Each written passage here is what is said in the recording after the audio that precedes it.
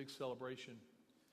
And so I'd seen Dillon in a really feeble place, where he looked so weak. And so it was only like 2 months after that I'm dropping my son off with a bunch of you guys here, a bunch of his buddies, for the first Beastmasters run.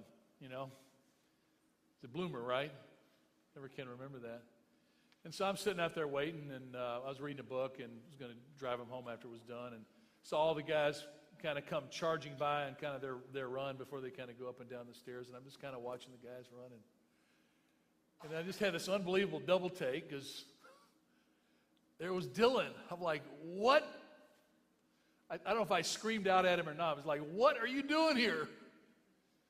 I couldn't believe it. Here he was running, training with the guys. I don't think I've ever been more shocked in my whole life. It was like seeing a ghost. Like, you're kidding me. And then to watch him, go through this football season was just an amazing thing. And so this was a guy who lived out Joshua 1:9, a guy who lived out faith in Jesus, strong and courageous. And there's one last thing that I'd love to invite you to do. When you came in, you guys grabbed one of these, didn't you, when you came in? And I asked Kevin and Kim and Mike and Sean pull this together, but just to list for you some of the songs that Dillon really experienced courage and strength and faith in Christ from.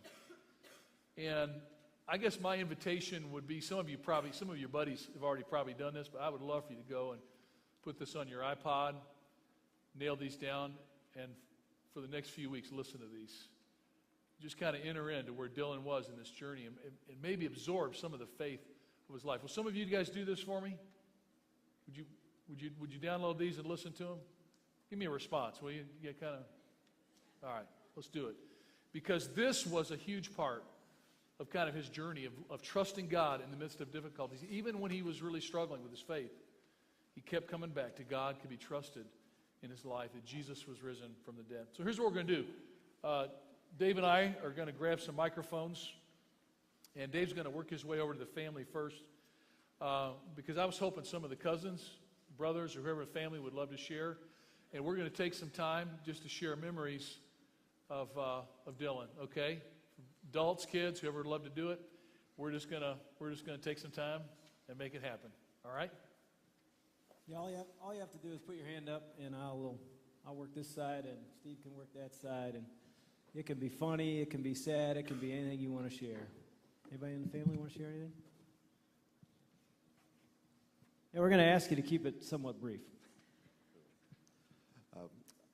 I'm Dillon's uncle. We're from Pittsburgh, and as most of you know, he was a huge Steeler fan. And one of our greatest memories we had is we got to share the Super Bowl. Kim and Kevin brought the boys in for the Super Bowl at our house. Some of those pictures you saw up there are him at our house at the Super Bowl. Not only was it a great memory for Dillon, but for us just having him at the house was always a thrill. And one of the things that we really appreciate about Dillon is his passion for everything he did. He was a better Steeler fan than everybody in Pittsburgh. He was a better football player than anybody who started every year. Whatever he did with all his heart. And that will always go with us.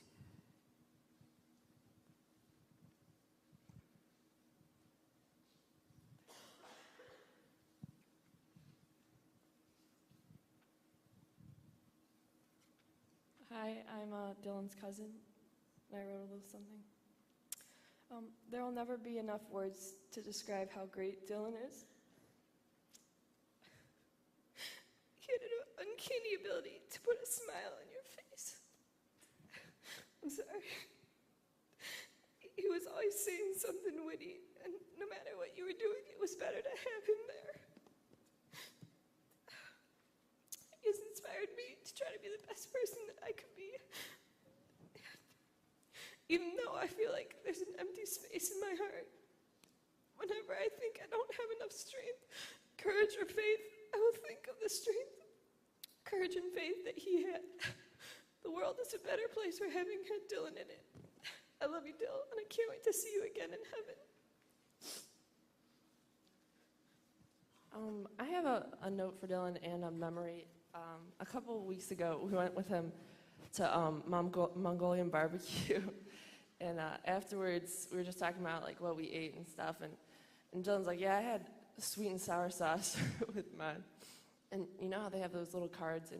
And Kim said, she was like, oh, yeah, I read on that card that that's for like small children that are afraid to take risks.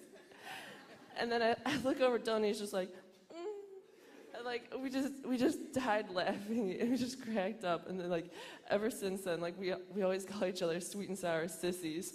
Like, that was such a sweet and sour sissy thing you just did. But I have a note for him too. Dillon, I will miss you terribly. I will miss your face, your smirk, your jokes, and your presence. You're the funniest person I've ever met. And as much as the thought of not being with you hurts, I can't help but smile when I think of you and all the good times we had. You have taught me to cherish life and to live it to the fullest. You have touched more people in your short life than most could ever dream of. If you think LeBron James died, how many people are here? I know that you're eternally happy now, and I promise to live how you live till I'm with you in heaven. You will never fully know how much you mean to me. You have changed me. And though I don't understand why this happened, I know that Dillon would just trust God, and that's what I'm going to do for him. I love you.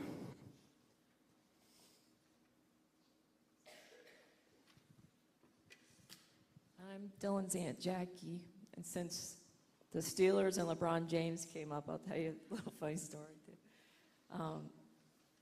My husband played for the Browns, so we're Browns fans.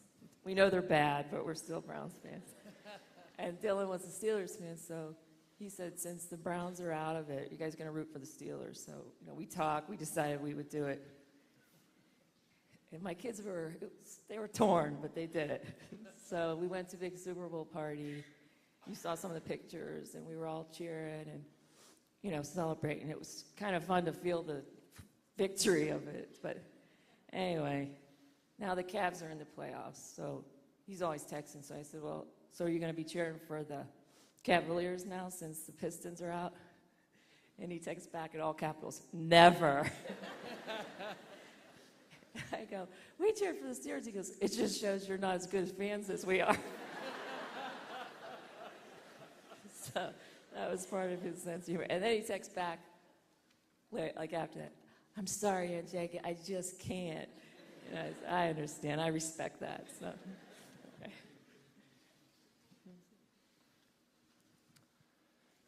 Yeah, I was the brunt of that previous joke, but no, I just want to say, I've played and been around some pretty tough guys, but I've never been around anyone as tough as Dillon, ever.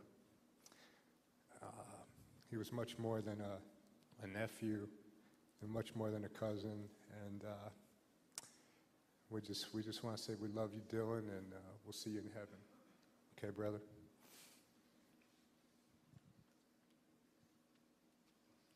Hi, I'm Dillon's cousin, Rachel. I just wanted to read a verse, and it's Hebrews 11:1. It says, faith is being sure of what we hope for and certain of what we do not see. Now we are sure that we hoped for a miracle, and we got one. Hundreds of people have been touched by Dillon's life. He fought his battle in such a way that he inspired lives. And even though we can't see, we are certain that Dillon is celebrating in heaven right now.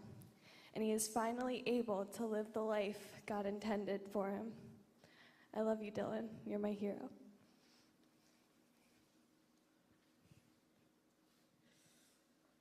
Hi, I'm Dillon's cousin. I had heart surgery a while ago, and it was really nice to talk about him in the hospital, and we went through some of the same things.